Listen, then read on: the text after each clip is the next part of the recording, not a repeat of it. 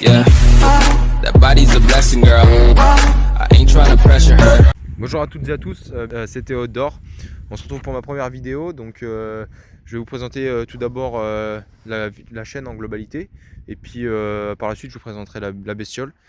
Je vais vous indiquer le timecode dans la vidéo. N'hésitez pas à cliquer si vous n'êtes pas intéressé par la présentation de la chaîne.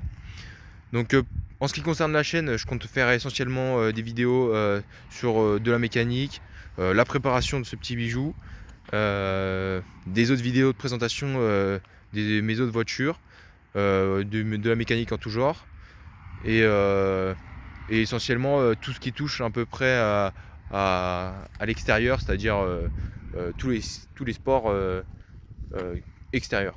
Voilà en ce qui concerne la présentation de la chaîne. En ce qui concerne la présentation de ce 4x4, c'est un ZJ 4 litres boîte de vitesse automatique de 94. On est sur les premières phases. La production c'est de 92 à 98 de mémoire, et voilà. Pour le moment il avait déjà subi niveau préparation un kit 3 pouces qui a été retiré par l'ancien propriétaire, qui l'a rebasculé en suspension d'origine. Tout est neuf, les freins, les suspensions, les pneus, les jantes. Il a fourni aussi diverses pièces que je vais vous montrer dans la vidéo. Voilà, donc comme on peut constater, ils sont neufs les pneus. C'est donc du 31 10,5 par 15, un peu plus haut qu'à l'origine. C'est des BF Goodrich KO2. Donc c'est des pneus qui ont un bon grip sur sol mouillé, relativement pas bruyant. Le grip en tout terrain est bon. Bon là c'est vachement gras. On a vite fait, même sans accélérer, de balancer des gerbes d'herbe immenses. Ensuite, il y a certains trucs qu'il faut que je refasse, dont la refixation de la face avant là. Comme on peut voir, le feu a du jeu. Il m'a fourni un set de phares, de clignotants, afin que je puisse les changer, parce qu'ils sont un peu ternis et puis qu'en blanc ça fait davantage beau. Il me faut aussi que je répare l'antenne. Quelqu'un a tiré dessus, du coup ils l'ont arraché. Et puis voilà, après il y a aussi également l'essuie-glace arrière qu'il faut que je réinstalle avec un joint neuf. Et puis du côté réparation, c'est tout, mis à part aussi certains problèmes électriques à l'intérieur. C'est-à-dire que, comme on peut le voir, le VIC ne fonctionne pas. Il faut soit que je le répare, soit que je le laisse comme ça, c'est pas très important. Donc le système en haut, celui-là qui déconne un peu, et qui donne aucune information, et lui aussi. Donc voilà. Niveau intérieur, il est monté en siège en cuir beige, le tout électrique, donc rehausse en hauteur. Donc on peut relever l'arrière, l'avant, voilà, comme on peut voir. Voilà. Et puis l'inclinaison du siège. C'est donc il a exactement 204 000 km. Donc comme on peut le voir, le siège passager ainsi que le siège arrière gauche sont déchirés. Ça, il faudra soit que je les change, soit que je les répare. C'est pas vraiment très gênant au quotidien. L'intérieur un peu dégueulasse parce qu'on est allé faire une sortie, du coup ça l'a un peu dégueulassé de partout. Du coup ils ont changé le poste radio. Ils ont mis un poste radio un peu plus performant, donc il y a le Bluetooth, jack, etc. Donc les différents composants, donc la climatisation, la ventilation, les différentes positions, la température, qui est numérique. Donc c'est pratique, on peut doser en fonction de ce qu'on souhaite. À l'intérieur, il m'a mis ce genre de choses afin de pouvoir sortir des situations les plus embarrassantes. Quand on s'est retourné à cause d'un franchissement un peu trop engagé. Voilà, donc régulateur de vitesse. C'est vraiment pratique. C'est pas du tout comme ceux des voitures actuelles, c'est-à-dire que la pédale est bloquée en fait dans la position souhaitée, et ce qui fait que c'est vraiment perturbant la première fois qu'on l'utilise. Parce que même quand on se retrouve dans des grandes côtes, on voit la pédale qui fait hop, qui descend en fonction et qui rétrograde tout seul, mais genre énormément vénère quoi. Voilà. Donc en ce qui concerne l'intérieur, mis à part ça, donc bon, il y a les différents composants normaux, c'est-à-dire le dégivrage arrière, enfin essuie-glace arrière, dégivrage arrière. Ça c'est pour la boîte de vitesse, c'est-à-dire que quand on a besoin de gouache direct, enfin quand on a besoin de gouache, éviter qu'il passe tous les rapports, c'est-à-dire je crois que ça bloque la 4e vitesse, c'est exact. Voilà, ensuite donc là on a la gestion d'éclairage plus ou moins intense du compteur. Du coup, après tu as les réglages électriques, les dégivrages des rétroviseurs, même à l'avant là tu as le truc électrique, donc afin de pouvoir retirer, enfin empêcher l'éblouissement des voitures la nuit. Au niveau du haut, on a différents rangements. Donc celui-là, je sais pas trop à quoi il sert parce que c'est pas vraiment là où on mettrait des choses. Là on peut mettre les lunettes. Ça c'est, je sais pas exactement à quoi ça correspond, faudrait que je regarde. 2 lampes pour l'arrière, 2 lampes pour l'avant. Il m'a mis aussi un truc afin de recharger les téléphones ou tout type d'appareil USB de moto, ce qui fait que c'est étanche. Voilà. Une boîte de vitesse automatique avec 2 rapports de manuel qui permettent en fait de descendre les plus grosses montées sans utiliser trop de freins. Au niveau de la boîte de transfert, c'est un des composants d'ailleurs que je vais changer. C'est une boîte de transfert NP249. Donc c'est une bonne boîte, mis à part que le viscocoupleur qui se trouve, surtout que c'est un 94, donc c'est les anciens viscocoupleurs, ils ne répartissent pas et il ne peut pas répartir le couple de la voiture aux 4 roues à l'équivalence et même aux 2 essieux. C'est-à-dire qu'il ne peut pas faire un 50-50. Donc c'est la raison pour laquelle je vais installer une boîte de transfert bien connue qui offre de multiples positions telles que la 2 roues motrices, 4 roues motrices full-time, part-time et 4 roues motrices courtes, donc la NP242. Donc je compte installer ça très prochainement. Je l'ai déjà à la maison, il faut juste que je m'y attelle. Donc une boîte à gants, bon là il y a des paplards, mais à l'origine tu mets un Colt 1911 ou un Glock en fonction de ta philosophie. Voilà, donc toutes les commandes sont électriques au niveau des vitres. Un grand accoudoir avec, il m'a laissé du P18, mon écrou anti-vol, afin que je le mette dans les ponts parce que oui, le pont siffle à l'avant. C'est-à-dire que le roulement de nez de pont, il a une tendance à siffler. Du coup, il faudra que je le refasse. Donc concernant les pièces qu'il m'a laissé, donc déjà là j'ai la boule d'attelage. Qui n'est pas forcément présente sur la plupart des ZJ. Lui il l'a, donc c'est un avantage parce que ça évite que déjà les gens rentrent dans notre pare-choc et nous le niquent, ou aussi pour tracter des véhicules parce que ces 192 et 190 chevaux ont une capacité à tracter relativement élevée. Donc il m'a laissé donc avec les jantes, donc les moyeux. Il suffit juste de placer, mais il me faut encore les cales pour que je puisse les installer parce que sinon ça fait pas terrible. Voilà, donc il m'a laissé également un capteur PMH, un capteur, ça je crois que c'est l'actuateur de ralenti qu'il m'a laissé là. Ouais c'est ça, c'est l'actuateur de ralenti. Ensuite il m'a laissé le capteur map.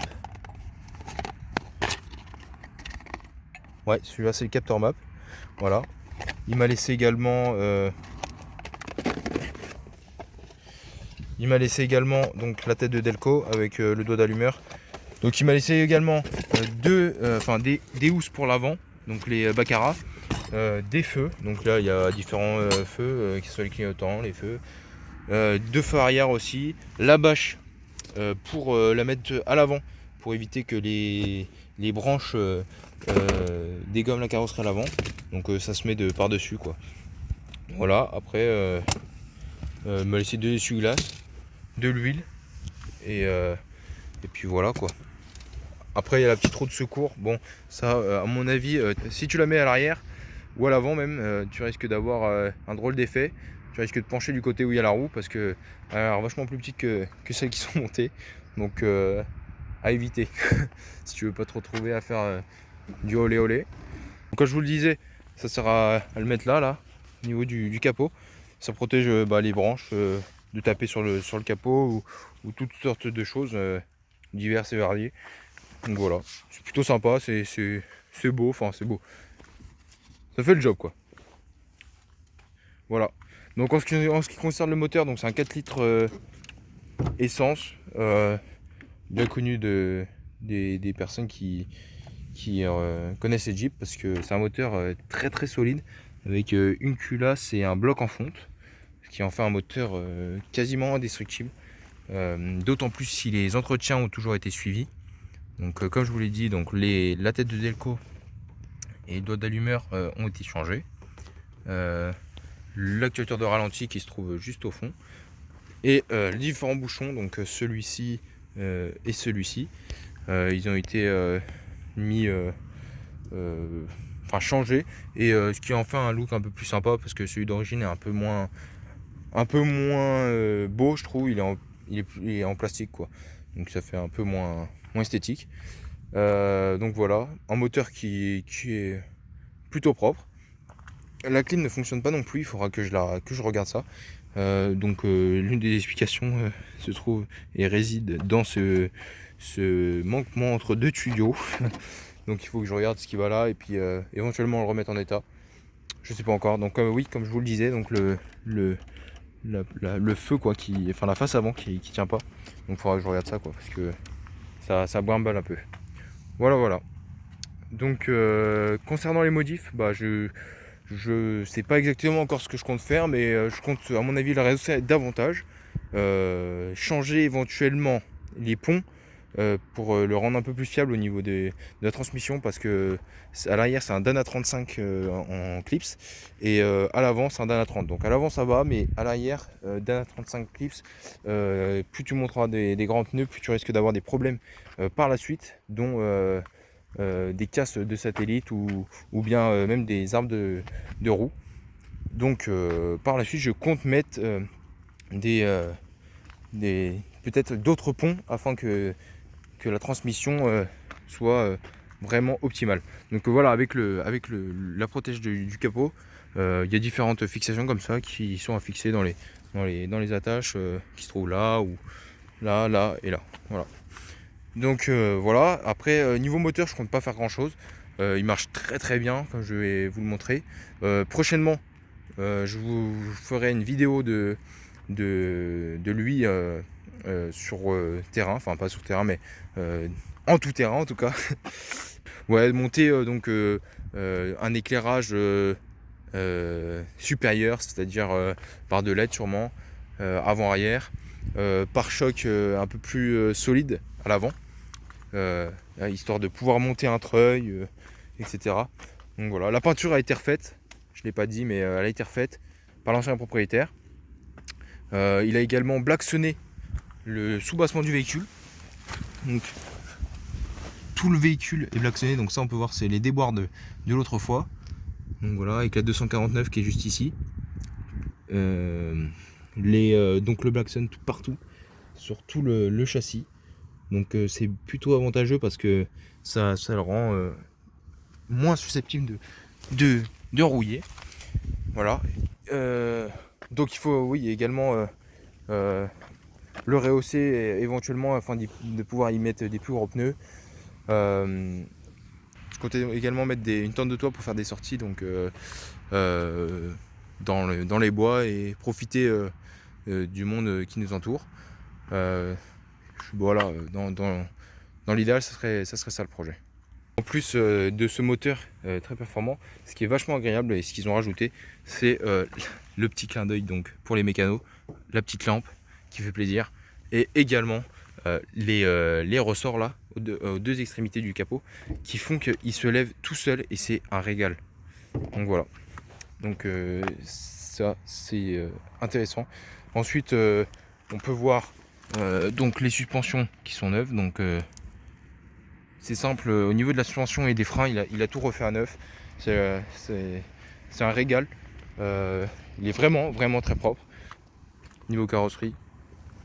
Je voulais également parler parce que dans les réparations qu'il reste à faire sur ce véhicule, mis à part le côté mécanique et carrosserie qui est plutôt propre, il y a un hic sur la carrosserie, c'est bien entendu au niveau de la fixation, enfin bien entendu, qui a été bricolé par l'ancien propriétaire, il me semble, pour diminuer l'infiltration d'eau. Parce qu'en réalité, là, on peut le voir qu'ils ont mis de la mousse expansive tout autour de la fixation. Donc ça va, c'est pas sur la fixation parce que, comme on peut le voir, elle n'est pas fixée dessus en fait. Oui, c'est juste là en fait, ça passe tout le tour en fait. Voilà, ça contourne la fixation. Et du coup, on peut voir aussi dans le trou la mousse expansive. Donc voilà, en fait, ça traverse vraiment la carrosserie. Et donc du coup, par conséquent, ça coule tout le long. D'ailleurs par la petite trappe là, et hop, ça coule directement sur le sol, qui est pas forcément très malin, surtout que ils ont tendance, les Jeep, à faire de la rétention d'eau, enfin de l'humidité dans le tapis, et par dessous en fait ça rouille, et ça nous fait après des cloques et ça devient de la rouille perforante. Donc il faut que je m'occupe de ça rapidement pour enrayer le problème. Voilà. Donc il a également changé les vérins de coffre. Ils sont vraiment très solides. Il lève très bien le coffre. Voilà. Et ça c'est plutôt sympa parce que franchement on l'entend rien qu'à claquer qu'il est relativement lourd. Et du coup que les vérins fonctionnent, c'est plutôt super. Ensuite au niveau des barres de toit, on peut voir que en fait elles sont ajustables à notre guise. Donc c'est cool, ça évite de devoir les dévisser ou quoi que ce soit. Il y a un rail et puis tu coulisses comme tu le veux en fait, et ça c'est plutôt bien. Voilà, donc c'est tout concernant la vidéo de présentation de mon Jeep Grand Cherokee ZJ 4 litres. Donc voilà, n'hésitez pas à commenter, partager, aimer ou me poser n'importe quelle question. Ça me ferait un plaisir je me ferai un plaisir de vous répondre. Et puis voilà quoi.